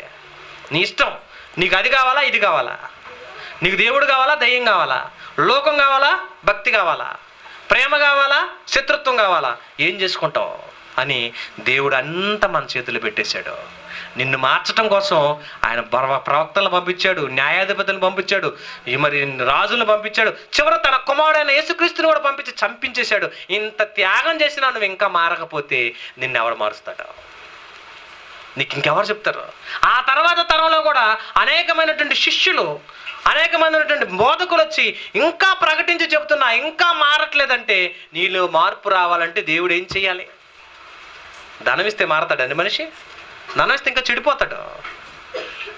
మీ పిల్లడు మంచోడో కాదో చెక్ చేసుకోవాలంటే 1 లక్ష రూపాయలు ఆడికి ఇచ్చేసి నీ ఇష్టంలో వాడుకో అన్నారనుకోండి, ఆడు మంచోడో కాదో తెలుసుకున్నప్పుడు ఆ 1 లక్ష రూపాయలు చేతులు పెడితే ఏం చేస్తాడు? ఎన్ని భయంకరమైన వ్యసనాలకు అనుభవం అవుతాడో, ఎన్ని భయంకరమైన వాటికి లోబడిపోతాడో, ఎంత వ్యసనాలకు లేకపోతే ఎంత నాశనం అయిపోతాడో. అదే మంచివాడైతే నాకెందుకు నాన్న డబ్బులు, నువ్వు ఉండగా నీ చేతుల్లో పెట్టుకో, నువ్వే నాకు కావాల్సింది తెచ్చి అని అంటాడు. మంచి ప్రవర్తన కలిగిన వ్యక్తి దేవునికి ఇష్టడుగా ఉంటాడు. అందుకే భూమి మీద ఉన్న భక్తులే శ్రేష్ఠులు, కేవలం వారు నాకు అలాంటి వాళ్ళంటే ఇష్టపడుతున్నాడు, అలాంటి వారిని కోరుకుంటున్నాడు. కానీ మనం ఏం చేస్తున్నాం తెలుసా, దేవుడు కాకుండా పోతున్నామండి. అందుకని హెబ్రీ పత్రిక 10:31 అంటున్నాడు చూడండి, నువ్వు గనక దేవుడు కొరకు బ్రతక ఇష్టానుసారంగా జీవించి ఆయన కొరకు నువ్వు బ్రతకకపోతే మారని నిన్ను చూసి అన్నాడు తెలుసా, చివరికి ఈ భూమి మీద ఇన్ని చేసినా మారకపోయినా జీవము గల దేవుని చేతిలో పడ్డావా, జీవం గల దేవుని చేతిలో పడుట భయంకరం. ఇంకా అక్కడి నుంచి కాపాడేవాడు అవ్వలేడు. ఆయన చేతికి దొరికావా లాస్ట్లో, ఇంతకాలం ఉండి ఇంతకాలం నీ కోసం సేవ చేసి ఇంతకాలం ఇన్ని వాక్యాలు చెప్పి ఇంత చెప్పినా నువ్వు ఇంకా మారకపోతే, ఇంకా రక్షించబడకపోతే, ఇంకా నువ్వు మారు మనసు పొందకపోతే ఆయన చేతిలో పడ్డావా, ఇక నిన్ను కాపాడేవాడు లేడు, నీకు రక్షణ లేదు, ఇక నిన్ను కాపాడేవాడు లేడు. కనుక జాగ్రత్త అంటాడండి. ఆయన ఉద్దేశాలు ఆయన భావాలు కలిగి ఆయన సంతోషపెట్టి ఆయన మన కోసం మారాడు, మరి మనం ఆయన కోసం మారొద్దా? ఆయన మన కోసం చచ్చిపోయాడు, ఆయన కోసం మనం జీవించొద్దా? ఆయన మన కోసం త్యాగం చేశాడు, ఆయన కోసం చిన్న మాట చెప్పలేవా? ఆయన ఏం కోరుకోవట్లేదండి, నీ నోట్లోంచి దేవుని మాట, నీ నోట్లోంచి దేవుని పాట, ఇది చాలు నాకు అంటున్నాడు. నీ ఆస్తులు అంతస్తులు, నీ కోడిగుడ్లు, నీ బొప్పాకాయలు, లేకపోతే నీ అరటికాయలు, నీ పండిని వాడిని తెచ్చితే ఆయన ఏం చేసుకుంటాడు? ఆయనకేం అక్కర్లేదండి. మా తోలు కోడిగుడ్డు పెట్టిందని కోడిగుడ్డు తీసుకొచ్చేస్తావు, ఆ మెతన కోడి అంతా కోసి తింటావు నువ్వే. ఆయన ఏం చేసుకుంటాడు? చాలామంది దేవుడికి పెడతాం అంటారు, పెట్టి ఆడబెట్టి ఉండి ఆడబెట్టి తర్వాత మనమే తింటాం. ఆయన తింటాడు, ఆయనకు అది అవసరం లేదు. ఆయన ఏం చేసుకుంటాడండి? ఆయన నీకు కావాల్సినవన్నీ ఇచ్చాడు, నిన్ను ప్రేమించాడండి. నీ ప్రేమ ఒకసారి చూపిస్తే తల్లిదండ్రులు పిల్లల్ని ఎంతగానో పెంచి పెద్ద చేస్తారు. వృద్ధాప్యంలో ప్రతి తల్లిదండ్రుల్ని ఆ కుమారుడు చూసి ఆదరించారనుకోండి, వాళ్ళు ఎంత ఆనందపడతారో తెలుసండి. నా కొడుకు ఎంత చేశాడు నా కోసం, నన్ను ఎంత చూస్తున్నాడని ఎంత ఆనందపడతారండి. దేవుడు కూడా అదే కోరుకుంటున్నాడండి. ఆయన బిడ్డగా ఆయన కుమారుడుగా వచ్చిన మనము మారని మన కోసం ఆయనే మారిపోయి తన కుమారుని పంపించి మరీ మరణానికి దారితీస్తే మనం మారితే ఆయనని ఎక్కర్లేని సంతోషం అండి. మీలో మారిన వాళ్ళు చాలామంది అన్నట్టుకున్నారు. మీ ద్వారాగా దేవుని పరిచర్య పని ఇలా జరుగుతూ ఉంటే నిత్యము దేవుడు సంతోషపడతాడు. ఆయన సంతోషంలో పాలివారైతే, ఆయన మనసు ఎరిగిన వారైతే ప్రభు మనసు ఎరిగిన వారిగా ఉంటే మిమ్మల్ని బట్టి దేవుడు ఆనందపడతాడు. ఆయన ఆనందానికి పాత్రలుగా ఉంటారు. ఆయనకు వ్యతిరేకులుగా ఉండి ఆయన బాధకు మీరు పాత్రలుగా ఉంటారో మీరే నిర్ణయించుకోండి. కళ్ళు మూసుకోండి, ప్రార్థన చేసుకుందాం. ప్రేమ కలిగిన మా దేవా, మీకు వందనాలు. మమ్మల్ని ప్రేమించారు నాయన. నీ ప్రేమ, ఆప్యాయత, అనురాగాలను బట్టి మమ్మల్ని కాపాడినందుకే వందనాలు. విత్తమైన మాటలు అపవాదు ఎత్తుకుని పోకుండా మీ హృదయం మరి మా హృదయాలను తెరిచి మా హృదయం అనే పలక మీద రాయబడి నురింతలుగా ఫలించే భాగ్యాన్ని ఇవ్వమని, రాబో తరాల కొరకు యథార్థంగా నమ్మకంగా పనిచేసే భాగ్యాన్ని మాకు ఇవ్వమని మా ప్రియుడు, మా ప్రభు, మా రక్షకుడైన క్రీస్తు నామమున ప్రార్థిస్తూ వేడుకొంచున్నాం తండ్రి. అందరికి సెలవు.